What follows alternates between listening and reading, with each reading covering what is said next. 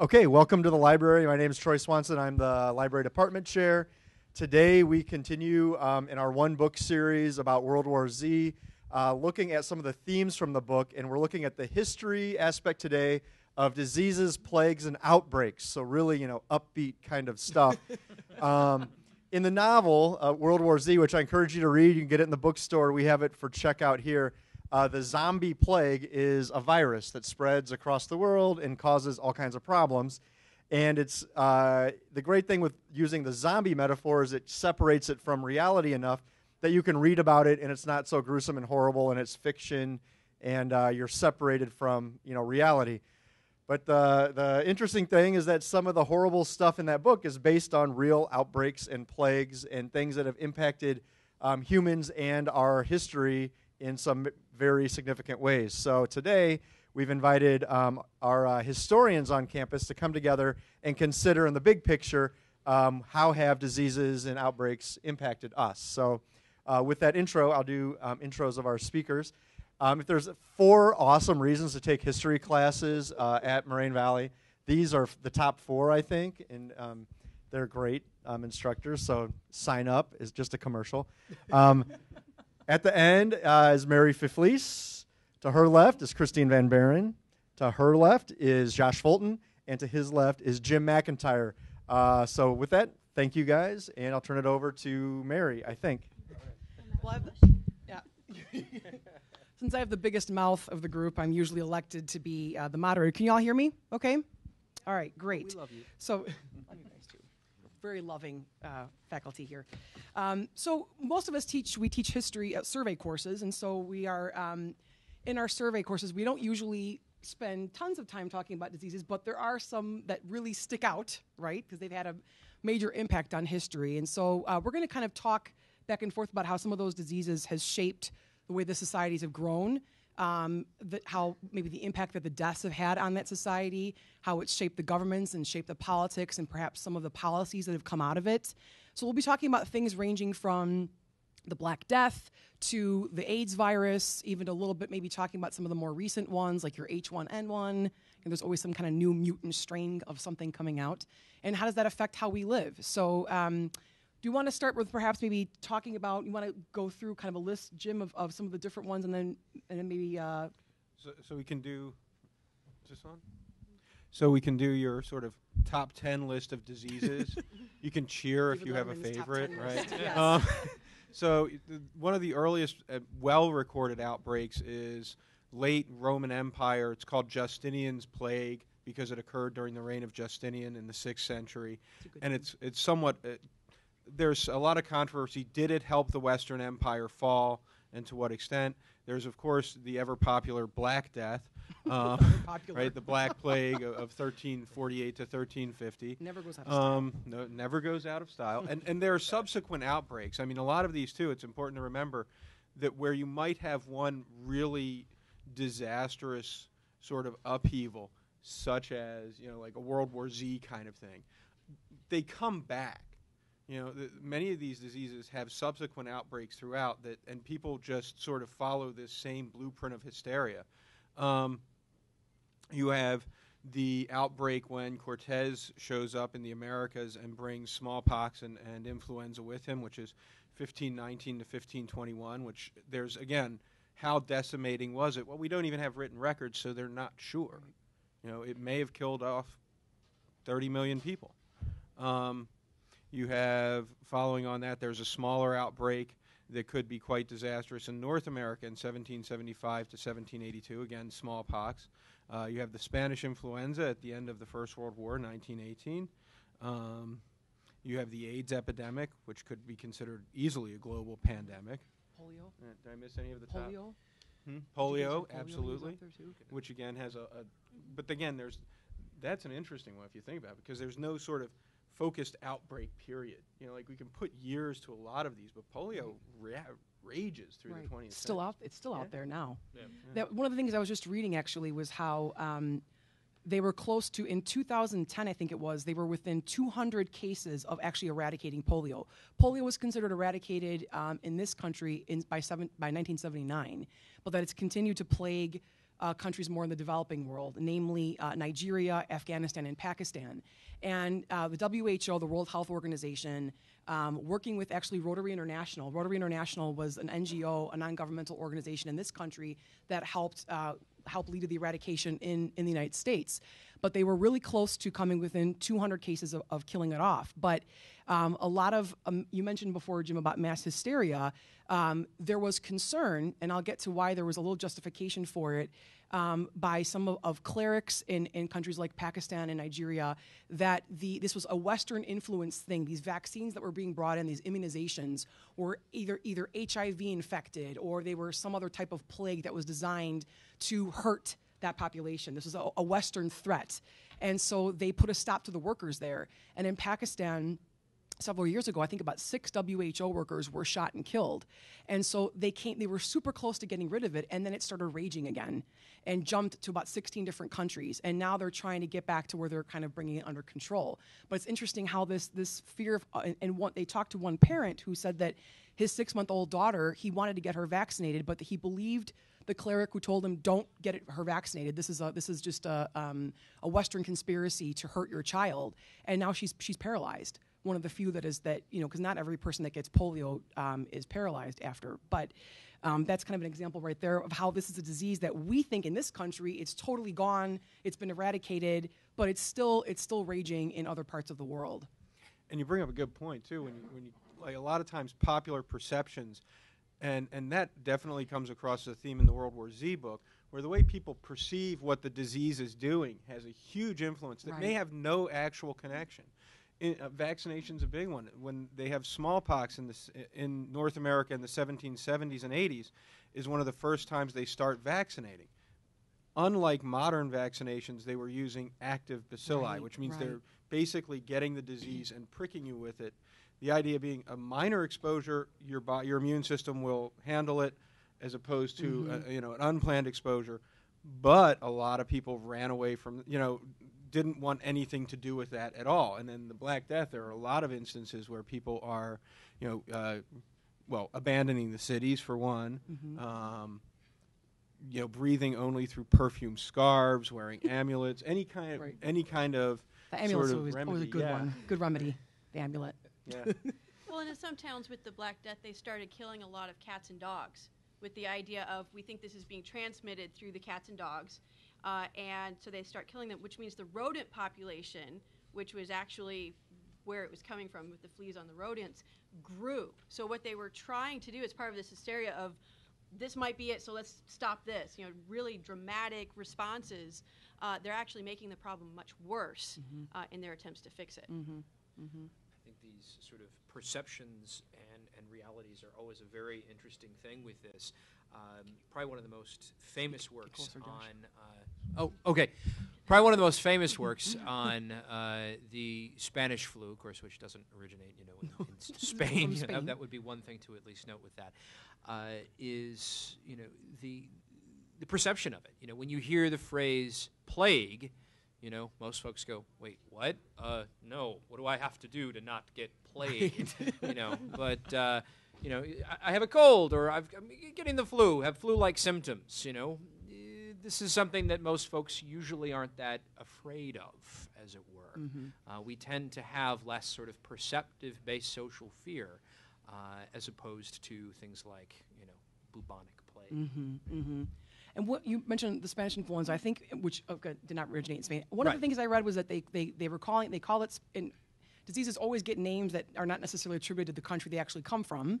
But in this, wasn't it because the Spanish were talking about it before the Western press was talking, because they were censoring a lot of it. But the Spanish aren't as actively involved in the First World War as, say, France or England are, and so it gets greater popularity within the Spanish press, and so ergo they start to sort of believe that it sort of originates in Spain, that it sort of flew over the mountains on into France, as those types of things are apt to do. They have to just fly of course, of their own accord. Wasn't it too that the king of Spain had it, and so the press was running this sort of serialized version of what's the health status of the king, so it got a lot of play in their media. I think with the Spanish influenza, too, what makes it so different, and when you mentioned the idea of this plague being so scary, like you're not going to use the word plague. We wouldn't think today, when we think of the flu, like you said, as being plague, but it was really targeting people that were between like 20 and 40. Like when we think about the flu today, right, who do they tell you to get? Who needs to get their flu vaccine most of all? Older people, right? And babies, because they're the most susceptible. But what we saw with the Spanish influenza, where people, like a lot of men in the army, right, between 20 and 40, who found themselves to be most susceptible. And one of the things I read said that because they felt that it was that they're the reason that they think it was attacking people that normally would be so healthy was that basically the person's immune system ended up attacking itself, which therefore then made people that were healthy, such as people your age, much more susceptible, which I don't think you usually see that with most other plagues or diseases usually affect people that are the most vulnerable, like the infirmed or the very young. You do, and the rapidity with which it would be able to sort of spread and be able to kill you was, had been unheard of. Right. I mean, when it comes to the surveys and comes to some of these courses, I mean, the Spanish influenza generally is relatively disregarded. It receives maybe a chapter, not a chapter, it's maybe page or two. a page, if we're lucky, maybe a paragraph in a mention. This is something that kills, at least to the best of our knowledge, at least 600,000 people in the United States between 1918 and 1919, and then there's another small wave of it again in 1920, but it's relatively, again, disregarded. But at least 600,000 people, that's comparable to what you're seeing with the Civil War. But we get a little paragraph. That's it. You have young men in the Army who are dropping dead in 12 hours. Right. And they didn't know why. Right. Yeah. And it was and the estimates, because they don't necessarily know how many people it killed worldwide, it spread everywhere. It wasn't just in the United States. It was going to remote corners of China, remote corners, and the estimates are anywhere from 25 million up to, I've even read 50 million, but I don't know, that sounds a little much. But part of the reason is that, and even part of the reason was that they couldn't, let's say if they weren't able to keep track of records as well to find out how many died, the people that were actually treating the sick also dropped dead themselves. So they really could not get an accurate account of how many people that it was. So that and alone, when you think about the scope of that, I think it's really hard to think of how many people is 20 million. But when you think about the people that are in this room, if we were looking at this many, and this is going to sound awful macabre, but this many body bags lying down, this would seem astounding to most of us. And then take that into account, try to imagine the idea of 20 million in your head. That's like, 2 Chicagos and its surrounding areas? It's 1 in 3 people at one point was imagined to have some type of variation of influenza at that time. But I do want to mention, I'm sorry, that of course the most famous person that ever got influenza was Edward Cullen from Twilight, who was dying from that when he became a vampire in the Twilight series. Had to throw that out there. That's the only time I can ever mention Twilight in an American history class, and I usually get groans and audible signs of disgust from people that I'm actually talking about Twilight in a class. I am impressed. Yes. I thought I throw made that out esoteric connections. Yes, thank goodness he became a vampire, otherwise he would have succumbed to the terrible Spanish influenza. Another way to think about it, because you're mentioning before Twilight, these sort of my valid point. sort of comparable, sort of sizes of things. Even if we split the difference, so minimum, maybe 25 million, because we don't know, and some of it is that some of these individuals who were dying were misdiagnosed. Yeah. Of was it influenza, was it pneumonia, was it sort of consumption, sort of these other types of things that they're calling these things. Even if we sort of almost have it, because some estimates say it's as high as 100. If you say it's nearly 40 or 50 million, sorry about that, and 40 or 50 million, you're looking at that in terms of a comparable number to basically, World War II. Right. We're looking at World War II. And if it goes as high as the 50 or even 100, that puts it even worse than AIDS, high in terms of numbers, obviously. And it puts it in worse numbers than the Black Death, although similarly, we're not exactly sure how many individuals died. So. Yeah, absolutely. Yeah, Wikipedia would put that at 100 million. Well, and Josh just mentioned the AIDS virus, and that's probably what, for you guys, you've grown up in a society where you know about everyone wears red ribbons because December 1st is World AIDS Day. You're all very aware of it. You're all very educated about it. You know how it's caught. You've been given that education. And I think it's maybe important to talk a little bit about what the country was like when the AIDS virus came out. and the mass hysteria that surrounded it. Like, I remember I was a kid in the 1980s, and I remember people were so afraid. First of all, it was referred to as the gay cancer because it was spreading so rapidly within the gay community, because it was spread oftentimes in bathhouses when men were having unprotected sex, and it would transmit quickly. And so a lot of the first cases that were coming out were in the gay community. And the hatred and the bigotry that was coming out as a result of that, people were saying, well, this is God's retribution on them, and too bad. And then a young boy, a hemophiliac by the name of Ryan White, who was 11 years old, was diagnosed with the AIDS virus. And obviously he was a young boy, so he wasn't getting it from having unprotected sex in a bathhouse. He got it from needles, or from the blood supply, because the blood supply was tainted. And they were not testing the blood supply to see, and they were having a difficulty time getting a good, accurate test for it even. And this put kind of a human face on AIDS. People, I remember, I'm sure you guys could talk about it too, right? Like, people being afraid to let their kids go to a playground, people afraid to let their kids drink out of a drinking fountain because they were so afraid that their child was going to contract AIDS. Ryan White wasn't allowed to go to school for about a year. People were petitioning the courts to keep him out of school because he had this disease. But when he came out with it, when it emerged that he had it, it put a totally different spin on it. And then suddenly they were able to petition Congress to get a little bit more money and funding towards AIDS research, because while it was only perceived as a gay disease, nothing was open. President Reagan did not even use the word for. At this point, there were hundreds of thousands of cases of AIDS, and I think it wasn't until 85 that he actually said it publicly, but they couldn't even get him to refer to the disease publicly.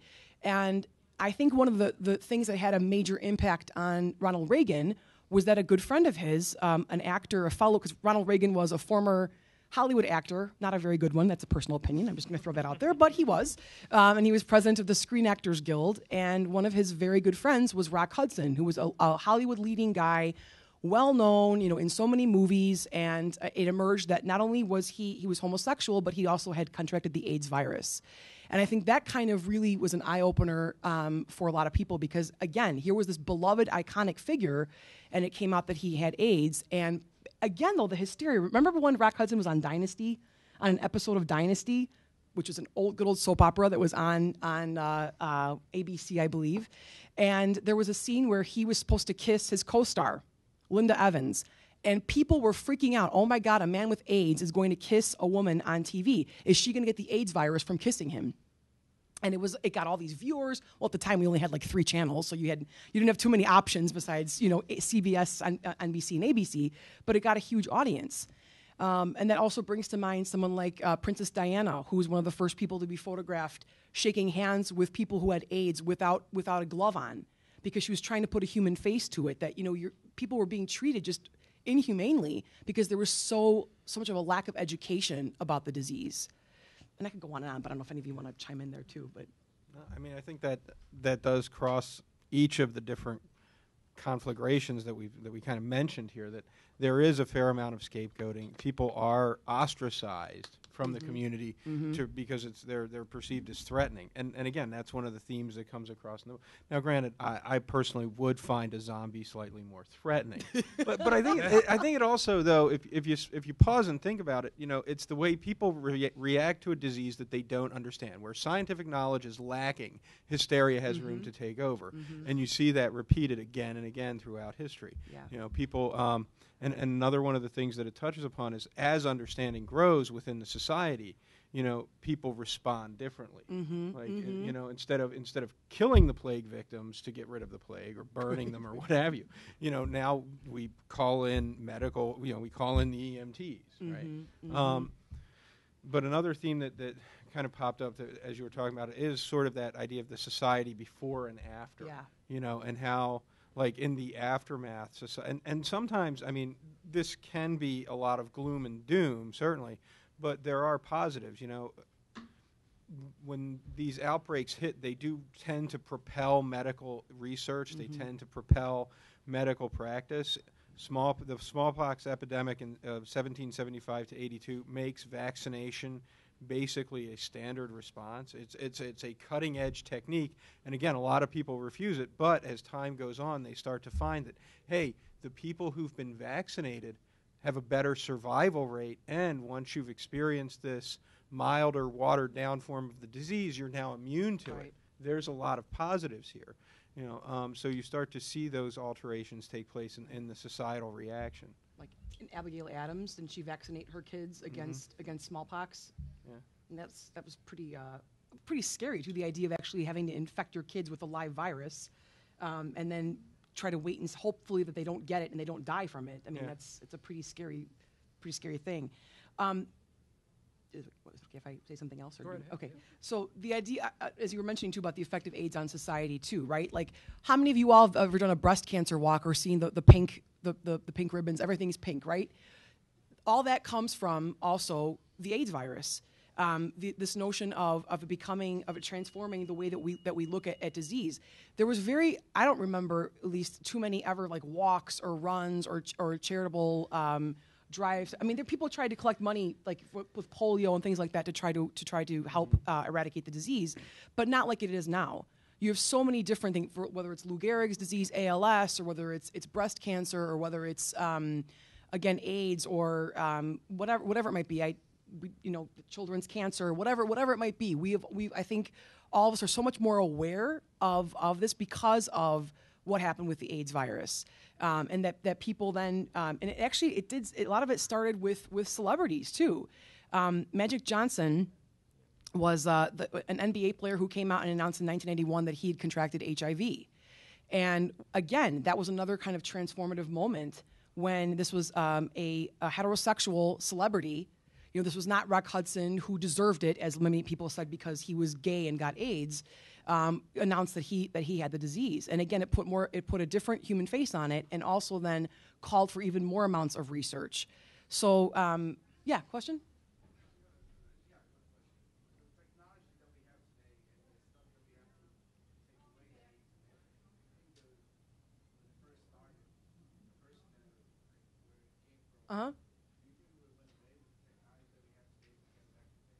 Well, the drugs that they have now basically enable people. There was one case in Germany, I believe, of a man that was believed to have eradicated the AIDS virus in him. They can find no trace of it anywhere in him. But in terms of, people now, when you got AIDS in the 80s, it was a death sentence. That was it. You were gone. And now when people contract HIV, and I wonder also sometimes if the education has been so good that people almost are no longer afraid of it. It's almost like the education has done such a good job that people no longer fear it, because the drugs that are out there allow people to basically live a relatively normal, healthy life. So, definitely the technology has helped for sure. But the medical research was propelled by the disease. So, you kind of get into this circular pattern with it where, we have much greater medical technology in a lot of these instances because there was this urgent need. And I think one of the other things that we've seen happen with respect to AIDS has been a sort of move away from, like, a lot of the other diseases that we were talking about that are real scourges, like polio and smallpox. Governments made a concerted effort and just dumped money into let's come up with a cure. Once they had a cure, it was let's get rid of this thing. Whereas, because there were all these other social connotations, beginning with the AIDS epidemic, it moved away from the government focus to a more private sector and voluntary NGO type of approach to confronting it. Yeah, celebrities like sorry, go ahead, Jack. Oh no, I was going to sort of build off of that. Of even back before of concentrated medical research. You could really relate even to influenza. Of that as this sort of is beginning, that government's sort of saying, all right, we need to really focus on this idea of public health. We need to focus on this idea of coordinated research to develop appropriate sort of responses. And even before that, and I'm sure you could almost speak to this as well, of say coordinated organizational structures to combat disease in things such as say militaries. The United States Sanitary Commission, during the Civil War, would be a great example of that. So not just necessarily an outbreak, but a sort of general conflict or conflagration that sort of leads to, a response on the part of institutions. You had a question?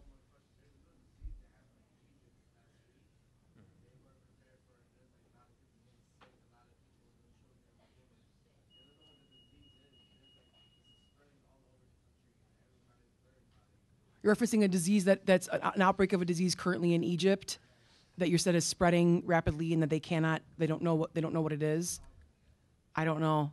I don't know about anything that's current there. I do know that the Egyptian government worked closely with authorities to actually they eradicated the polio virus in Egypt because they were trying to they actually worked with organizations to do it. But I don't know of any current.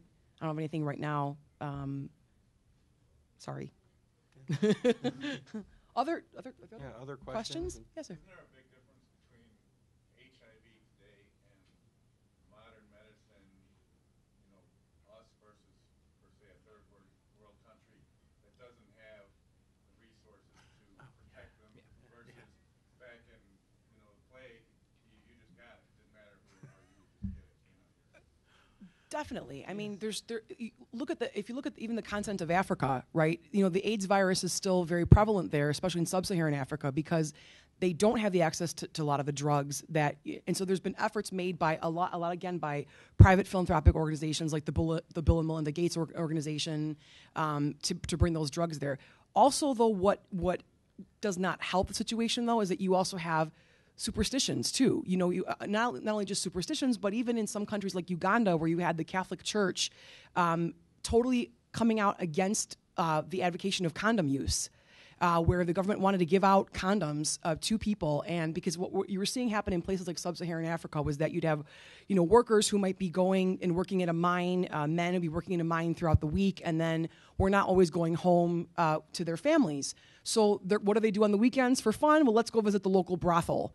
And then you end up getting, the clap or some kind of terrible disease that from the local prostitute, and then you take it home and give it to your wife, and then the wife then gives it to the next baby that comes along, and so you saw it spread that way, and so you actually in some sub-Saharan African countries you saw resistance to even get those drugs out there, and even forget even the drugs, just even condoms that would help prevent the use.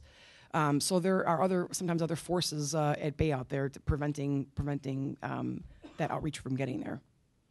Well, that's a good question. Even when you go back to the Black Death, the plague, the plague, if you look at statistics with England, working class people, it's estimated about 40% of working class died. But if you look at the entire country, it's about a third of the population. And so if you're amongst the very, very wealthy who are escaping to the countryside, as I think Jim had mentioned, where there's still some deaths amongst the nobility, absolutely. And it varies depending on where you're at, just even within England. But just looking at social groups, the working class get hit much harder than some others. Mm-hmm. But there's positive outcomes with it, too, since I've got it to more older history where I can contribute. Got to get my voice in here some. There's some positive outcomes that come with it, too. I mean, you have more men with the plague in England die than women, partly because of activities. Well, it changes law codes. Women get more legal rights because of this, because now you have more widows. How are you going to support the widows? It's during this time period that you see the development, and you can see this positive or negative. You have lawyers where they're doing property law, where it's a brand new occupation, and they're kind of figuring it out as they go. But part of what they're having to do is come up with, well, how do we take care of all of these widows and the laws that are going to go with that? Because on one estate, if we're looking at gentry, right, so kind of upper class, they don't have a title. You might have 3 widows draining the funds away because of the rights that they have through this.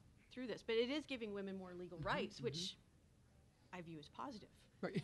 In this, when you're looking, with these things, for us who are teaching it, a lot of times you're looking for what can we find that's positive in here, because otherwise it's just so depressing. Because it's heartbreaking, to see what these family members are going through and experiencing.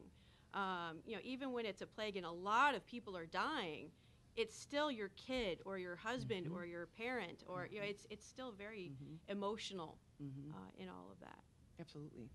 And I think building off of what you said, another thing that can contribute to survival especially in the older cases, the wealthy tend to have more access to food.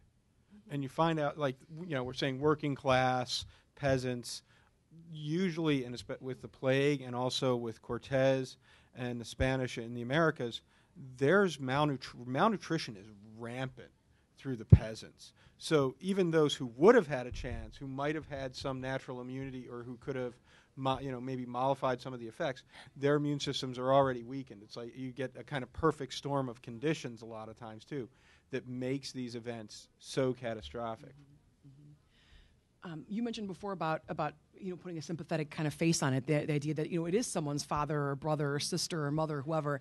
And I think one of the positive things is that technology that we have today does enable us to put more of a sympathetic face on things than we ever would be able to see, right? And even if you go back, it just brought to mind someone like Franklin Roosevelt with polio. Now, and of course, I think most of you know this. Of course, Franklin Roosevelt was stricken with polio in the 1920s. Did not have the use of his legs, although he had a great people around him that helped him cover up the fact that he could not walk, right? When did you ever saw him photographed? He's usually in a car like this or at a podium standing up, gripping the podium, or very rarely did you see him. I think there's only maybe one or two photographs of him actually seen as incapacitated. Yeah. And yet here was this president that I always ask my students, could we ever elect a president in a wheelchair? And my students, most of them I think tend to say pretty positively yes. And when we think to ourselves, this is a guy who served 4 terms. He served the longest out of any U.S. president, and he was in a wheelchair, stricken by this terrible disease. But anyway, I'm starting to digress on that. But with polio, I think affecting so many people too, I think it also put more of a sympathetic face on even the plight of the handicapped. So then we have in this country in 1990 the passage of the Americans with Disabilities Act, which means that every public place has got to have wheelchair accessible facilities. So whenever you have that bathroom that we always use when we're not supposed to because there's nothing else open, right? It's made with a wider capacity to accommodate a wheelchair. That's from the Americans with Disabilities Act, and I think a lot of that had to do with the fact that you had so many people that were affected by disability, and one of those was polio, and the most famous victim of that happens to be our former president. So that's something I think also to keep in mind too. I think something to add would be that, I don't know about all of you, but I as well look for positives when it comes to certain parts of history. What positives can I necessarily put on something because they are so bad? But I also sort of run into, I don't know if I necessarily always want the positive to be as well the overarching sort of takeaway theme of, wasn't this necessarily good? Now, I hope that I temper that well, but maybe other forces like Hollywood, maybe doesn't always sort of temper that well. Yeah. I think the one image that is coming to my head is, say, for example, anything that we or myself would be able to do when it comes to telling the story of, say, Jamestown and the experience of Jamestown, and what Hollywood is able to do with, its Disney films and those types of things. 75% of every settler who came to Jamestown in the first 10 years all died. There is terrible disease. There is terrible privation. There are documented cases of cannibalism. But of course, if we make a nice musical out of it and get some talking raccoons, it's fine. It's all right. So it's tough to try to sort of there are positives obviously, but you have to view it on a spectrum, I guess, is the point that I'm sort of trying to say. Yeah, absolutely. And if you want to comment on that, the idea of trying to put a positive spin on it.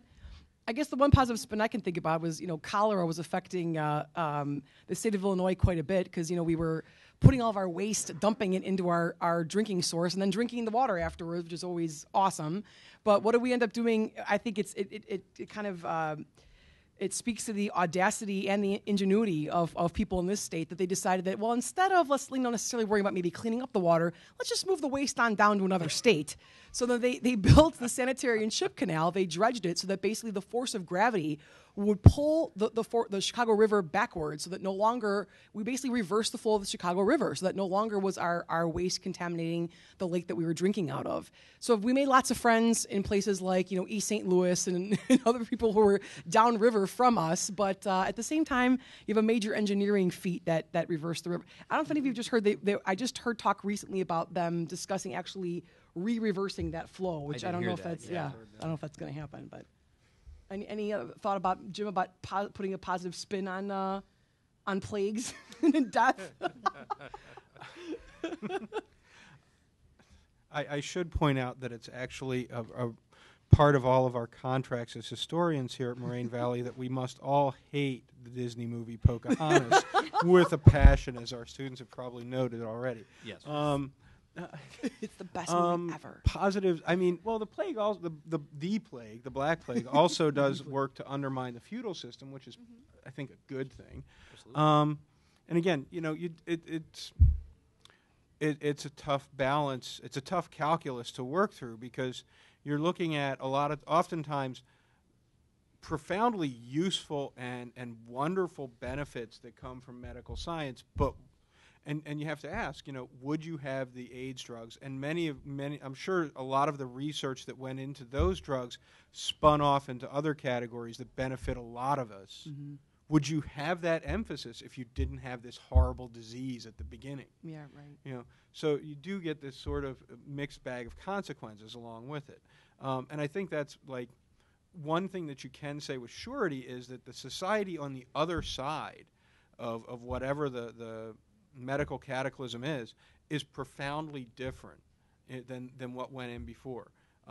Just with their with their understanding of medical care, these superstitions that we talk about, after whatever disease makes its way through, and people start to understand, oh, isn't that great? We have this scientific enlightenment. Well, yeah, but we didn't have that going in, Mm-hmm. and the reason we had, the reason we attained it was because we were forced by circumstance to achieve that, or else the society probably wouldn't survive. Mm-hmm. Mm-hmm. So again, you're thrust back on this idea of finding a balance, and I think taking this back to the book that we're supposed to connect it to, so I can make Troy smile in the back. But taking this back to the book, I think that's one of the sort of sub themes that falls out. Is like society is different, and some people, some colleagues I've talked to who read the book thought, wow, some of the things that they're doing, some of the people that he encounters, aren't they sort of having a better time of it as a result?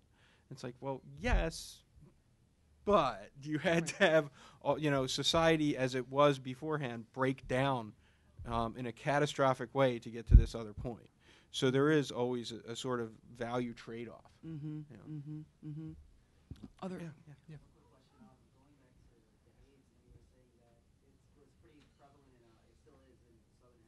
Mm-hmm. There's also a lot of civil unrest over there. Mm-hmm. Mm-hmm. Yeah. There's also, in order to Which doesn't help. Yeah. and also to actually help pay for their families or something. A lot of the women there are actually prostituting Mm-hmm. Prostituting themselves. themselves. So does that kind of create a vicious cycle? And do you see that with any other type of disease before? The question was regarding the AIDS virus and being particularly striking in parts of sub-Saharan Africa, and then whether or not some of the rest of the part again, so I can repeat it, that women, poor women trying to get access to money for the drugs, you mean? Yeah, Or for anything. It just creates kind of this vicious cycle where age is kind of, it's hard to eradicate. well, and it is, and especially if you're not getting help from the top. I mean, from the government itself too. And in other countries, I should say, Uganda, things have gotten better there now. But even in a country like South Africa, which is considered to be probably one of the most advanced countries on the African continent, the current president of Africa is Jacob Zuma, and he himself has kind of bought into kind of like superstitious theories that if you carry this around, you mentioned about amulets before, that you won't get the disease, and that also doesn't help either, to really get people educated so that they know how they get the disease and how they don't. So yeah, you're absolutely right, but it's got to come from multiple levels too, starting also with the governments, I think. Yes, ma'am. I actually was working in a hospital at the time in the 80s. Mm-hmm. Training there. And a lot of the reasons why help wasn't gotten to these people is because when they were in the hospital, we were drawing blood or anything on them or starting IVs or whatever, they pulled the needles out of their arms and try and stick us with them. Oh. Give us AIDS. Oh, goodness. That's awful. People didn't know that Mm-hmm. was happening in the hospital. Mm-hmm. And this is kind of why the government didn't want to do anything, is because there's a war inside the hospitals with these AIDS patients. Mm-hmm. They were Mm-hmm. coming in, and they were actually trying to strike us so that we bleed and have an open wound, and then stick us with their needles. I mean, this was an ongoing thing in the emergency room when they came in to get treated or for something. They pull out their IVs and go and try and stick us. I think you're definitely highlighting the fact that there was so much fear existing at that time, right? I mean, as a kid, I remember my mother used to go get her hair cut by a phenomenal hairdresser who lived in the city in Boys Town, and he died of AIDS. And the one time he was cutting my mom's hair, he nicked her neck a little bit. And, you know, my heart just thinking about it, I just feel awful for him because I can't imagine what he went through. But my mom never went back to him again after that because she was so frightened. You know, she had 3 kids, and she's like, it's not worth it for me to get my hair cut. Although he was an unbelievably phenomenal hairdresser, that's, you know, is definitely not worth it, right? But there was. Right, political on many different fronts. Right, political on the idea that this was striking gay people, so we're not gonna take care of them because we don't care because they got AIDS because they're gay, right? Even though that wasn't the case. Although to say that there was lots of resistance initially within the gay community to closing the bathhouses where AIDS was being transmitted. But eventually, though, it got to the point, I think when we get to like the late 80s with, again, so many people coming forward, celebrities, again, and I know we don't, you know, we talk about Hollywood, but in this case, I think celebrities had a major transformative impact. Even media, right? Movies and books. There was a book called And the Band Played On that was written in 1987 about the beginning of the AIDS virus, later made it into a movie.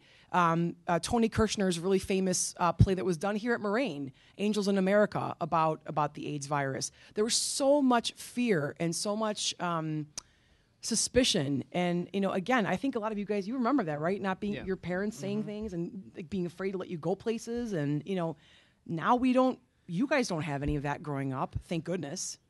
Right? No. I mean, in terms of growing up, in terms of concerns, definitely not. You know, not as many concerns perhaps now. You know, because of that sort of, different than the Pocahontas sort of interpretation, but more the sort of Hollywood of, you know, individuals like Bono, and you referenced earlier with you know, the Elizabeth ribbons Taylor and these types of things. No, just listening to sort of this interplay and these sort of two questions, and I don't necessarily want to steal your thunder with this, of thinking of crossovers between some of this and the deaths that occur as a result of the Irish potato famine. Right. That you've got this real terrible, and for those who are unaware, the Irish potato famine, you know, strikes Ireland in the 1840s, and over the course of a few years has resulted in the death of at least 1 million people. And the sort of forced migration of many more.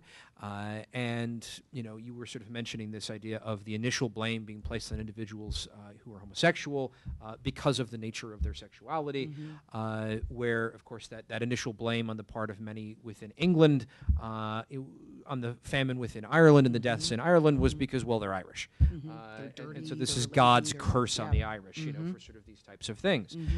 And the government response was to not really offer that much help.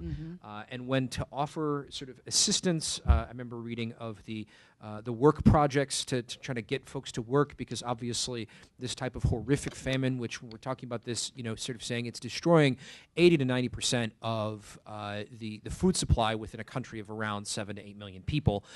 So these individuals obviously are going to have, you know, a devastating, you know, sort of response to this, of putting individuals to work and paying them with, you know, 2 handfuls of corn. 12 hours of hard labor with 2 handfuls of corn. You become quite susceptible to disease, and this is really not going to alleviate the condition that is necessarily going on. Right. So yeah, absolutely, there are some crossovers, I think. Yeah, for sure. And then, of course, that led to so many people then leaving Ireland, coming to places like the United States, and I think it also really kind of helped shape their whole collective consciousness of being Irish and their pride in being Irish and just having survived that and going through that as a group. And kind of that talks a little bit about like even maybe like the whole mentality of being the survivor, right? And how that tends to make groups closer together, having gone through something like that. So, other questions from the audience about disease or lovely things like that? Yes, sir. You guys talk about the benefits of like diseases and the after effects, but one of the benefits of kind of during is population in check. You know, balance in that as well. I just wanted to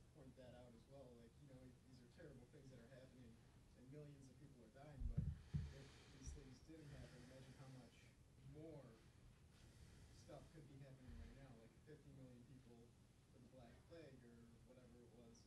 If those people all live, imagine the population now and throughout throughout history. Like, imagine if none of these things had happened, how much worse it could be, and how much faster But it could happen. I would wonder what the counter to that, I think, in some ways would be, you I'm know. going to repeat what he said a little bit, Josh. Sure, sure. The question, I guess, or the statement was that that these types of events, these types of incidents, have served in some ways as a check on population growth worldwide. Is that relatively sort of what you're arguing? Okay.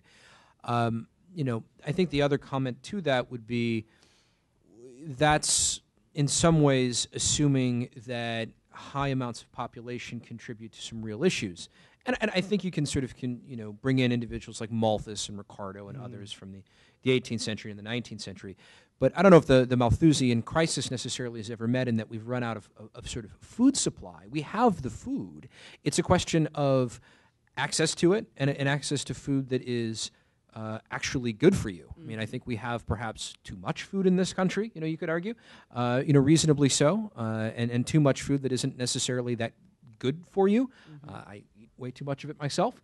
But, it's that question of, sub-Saharan, Africa and places like the South Sudan and others, that it's the ability to get access to that food that is sort of the real issue. So I'm not sure if it fully serves as sort of an appropriate check, because we'd be sort of getting into counterfactuals of we don't know, we don't necessarily know. Were conditions, say in Ireland, quite poor for many individuals prior to the potato famine? Absolutely. Were mortality rates quite high, especially for impoverished families, for young children? Absolutely. But if the famine had never necessarily happened, would that have propelled into even worse conditions than the famine itself? Who's to know? No, not just the famine, though. Like any disease that comes up, it's just like I took bio 112, and it's just like a system of checks and balances. If you have a population of rabbits in a ecosystem, and they grow too large, they're going to eat all the fruit, and then most of them are going to die off, and then only the strongest will survive. So it's a form of natural selection is what you're saying, that basically that diseases that occur are a form of kind of weeding out the weak? That's a good one. Do you want to, you respond to that?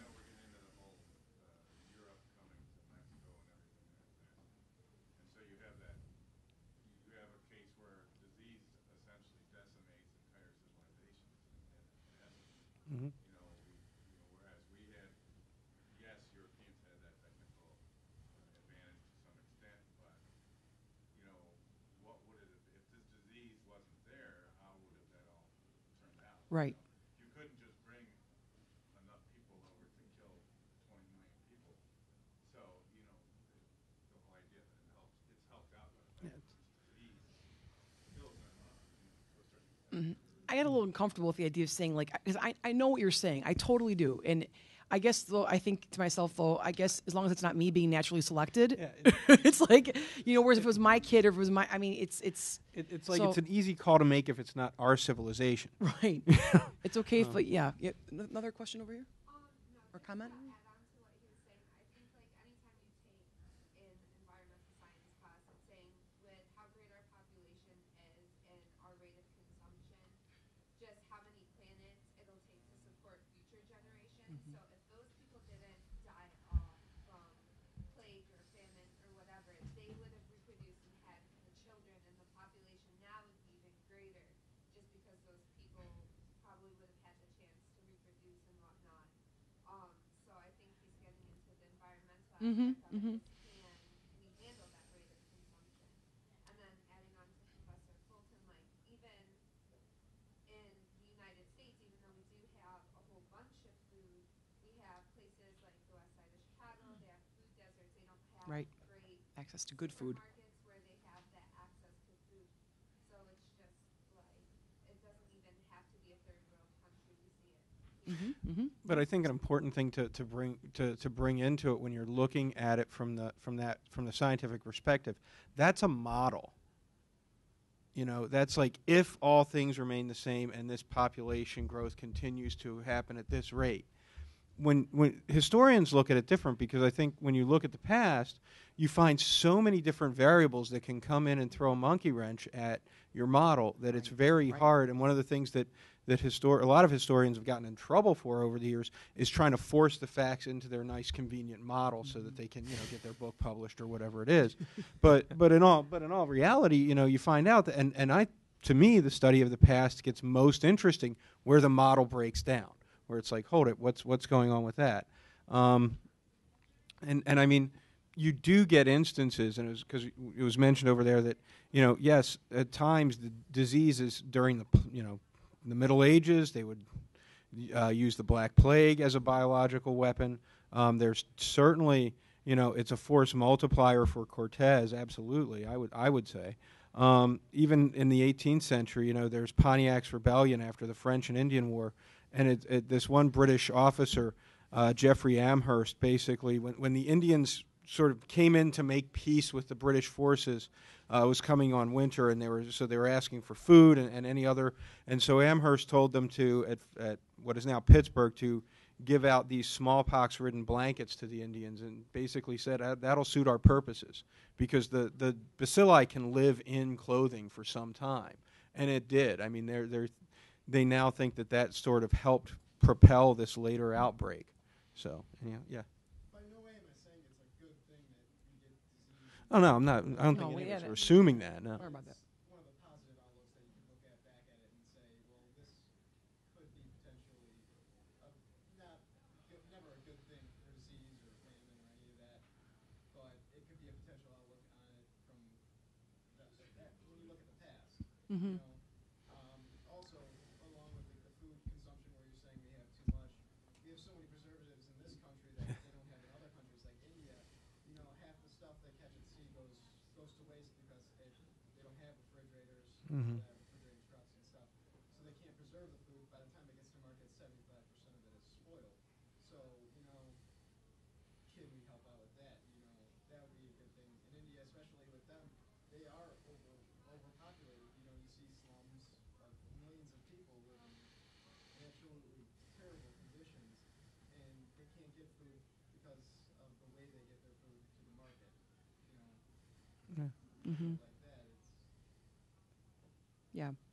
I guess it. Question, it was just a comment. And I guess what I was thinking of is kind of piggyback a little bit off of what Jim said too, is that at the same time the people that are also die off when we have these, is this all part of some sort of like this part of natural selection that people get carried away? Well, then at the same token, when we come across a vaccine or something which promotes life, how do we know that those people that were carried off, maybe they would have contributed somehow to the promotion of something that could help sustain life somehow, that would help, you know what I mean? So we don't always know how that's gonna play out, and I'm not a scientist, so I don't want to even delve into that. But I think some of what we're getting into, in terms of having discussions about, public health, which seemingly is almost what we're sort of moving part of this discussion towards, of, I think most folks would agree that having discussions about public health is fundamentally, it's okay, but the question of how far is that appropriate, what roles should either governments or non-state actors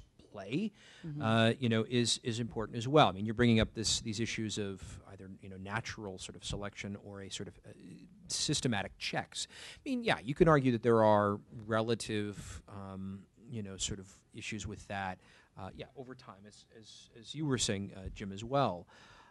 But we also, I think, have to be careful overall when it comes to having these discussions of, you're sort of saying this is no comment on, your view on intent, right. But, you are one individual.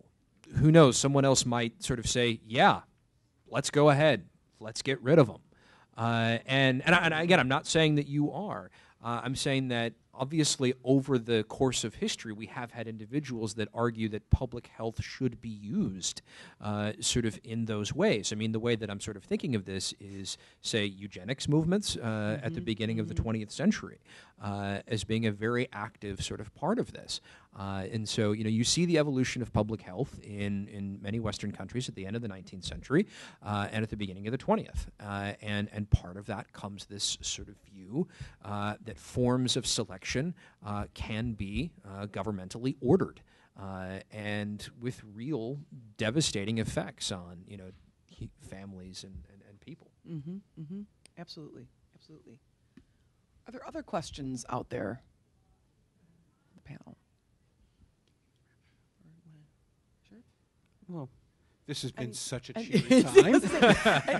Yes, To leave you on that wonderfully uplifting discussion note. of Black Death and yes, and Spanish influenza and what other wonderful disease, AIDS and polio and any other. We didn't get to SARS or like avian flu or any of those other fun ones, but they're still out there. So maybe in another 20 years we'll come back for another discussion on Typhoid those. Merri, But thank you very much for your thank you. attention and your time. And Troy, do you have any other comments you wanted to make? And thank you to my fellow historians here, panelists, and thank you guys for being a great audience too. Yes, Thanks so thank much. you all Thank for you. coming out. Thank you.